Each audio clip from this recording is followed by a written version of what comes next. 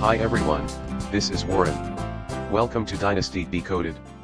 Last time, Yi had just taken down Yao.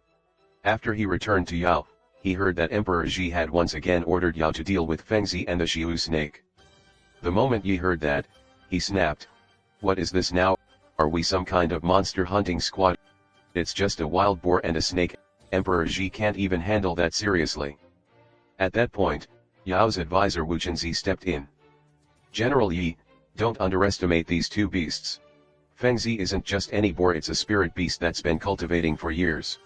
It has two heads, and it's incredibly fast enough to rival Yao. As for the Xiu snake, also known as the bar snake, it's enormous. They say it can swallow an elephant whole. And more importantly, the poison it breathes, one whiff, and you're dead. You must be extremely careful, or this could go very badly. Hearing that, Yao asked worriedly, then how are we supposed to deal with them? Wu Chenzi replied, since General Yi was able to defeat Yao, I believe Fengzi won't be too difficult as long as he's cautious. The real problem is the Xiu snake. Its venom is too deadly, no one can even get close. Unless, we first obtain a mineral called realgar from the western mountains. But I've heard there's a demon named Juyin causing trouble there. If we don't deal with Juyin first, we won't be able to get the realgar. So here's my suggestion. Send General Yi to the mulberry forest in the central region to take care of Fengzi first. Meanwhile, we report back to Emperor Ji that dealing with the Xiu snake requires realgar from the west. But since Juyin is currently causing chaos, we'll need to handle that first before heading south to face the snake. Then we'll see how Emperor Ji responds. Before Wu Chenzi even finished, Yi let out a cold laugh. How's he going to respond? He'll just shrug and tell us to handle it. Don't count on him. Truth be told, Yao already had a pretty good idea how Emperor Ji would respond. So he said to Yi, if that's the case, I may have to rely on you again. Yi waved it off. Don't worry, it's just a snake and a few kids. What could possibly go wrong? Wu Chenzi was about to explain further, but Yi had already turned and left, heading off to prepare for Fengzi. Meanwhile, Yao followed the plan and reported back to Emperor Ji. Not long after, Yi, Feng Meng, and their group arrived at the mulberry forest. Feng Meng said, Master, honestly, we got a bit lucky catching Yao last time. Look at this place, trees everywhere. If we try to use bows here, hitting a fast-moving boar is going to be tough. How about this, we cut down the entire forest? Without cover, the boar won't have anywhere to hide, and we can shoot it easily. We could also set traps safer for everyone. Yi nodded, then shook his head. That's not a bad idea. But this forest is how the villagers make a living. If we cut it all down, what are they supposed to survive on? Let's think of a better solution, one that works for everyone. Hearing that, Feng Meng bristled inside. Oh really, you care about the locals? What about us? If that boar charges out and people get killed, what then? Did you think about our lives at all? Of course Yi had thought about it. But solving both problems at once wasn't easy.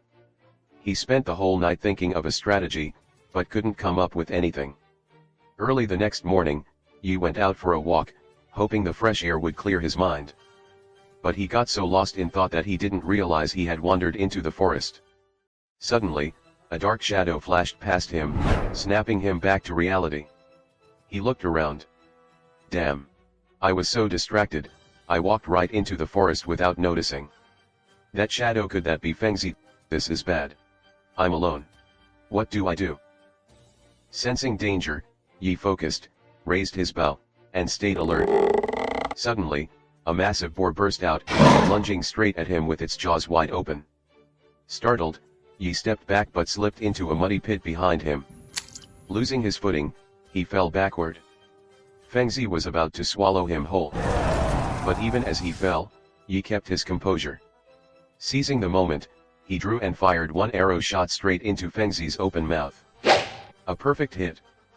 Fengzi let out a deafening scream, so loud Yi had to cover his ears. But that scream also woke up the nearby soldiers. Realizing Yi was missing, they rushed toward the sound. When they reached the forest, they found Yi covered in mud but otherwise unharmed.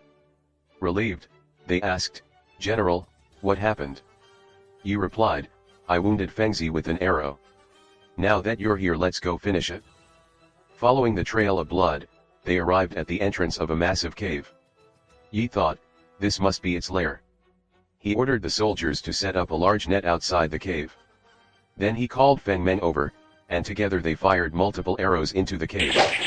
Soon, more agonized screams echoed from within. Fengzi had been hit again. Knowing it couldn't stay inside, the beast charged toward the exit. As it burst out, Yi and Feng Meng stepped aside, and Fengzi ran straight into the net the soldiers had prepared. Got it? Not yet. Even badly wounded and trapped, Fengzi was still incredibly strong. Dozens of soldiers struggled to hold it down. If this kept up, it would break free. At that moment, Yi raised his bow once more and fired a final arrow straight into its vital spot. With one last roar, Fengzi collapsed. After killing the giant beast, Yi cut off most of its meat and distributed it to the local villagers as compensation for the damage it had caused. The rest he kept as spoils, some for the soldiers who fought alongside him, and some to bring back to Yao and the court. Everyone celebrated Yi's victory. Everyone, except Feng Meng. Off to the side, his eyes flickered with resentment. So that's it? You didn't let me set traps because you wanted all the credit for yourself. And here I thought you were some kind of hero. Though the look vanished quickly, Yao caught it. No way. Feng Meng is Yi's most trusted student. Is he jealous of his own master? If that's true, Yi needs to be careful. Should Yao say something? He knew Yi's personality and how much he valued Feng Meng. Without any real evidence, even if he spoke up, Yi probably wouldn't believe him. So Yao kept it to himself, deciding to watch Feng Meng more closely. Still, he hoped he was wrong. So, will Yi face the danger Yao fears, and how will this story unfold? You'll have to wait until next time to find out. Thanks for coming to my show. I hope you enjoyed today's story. See you next time.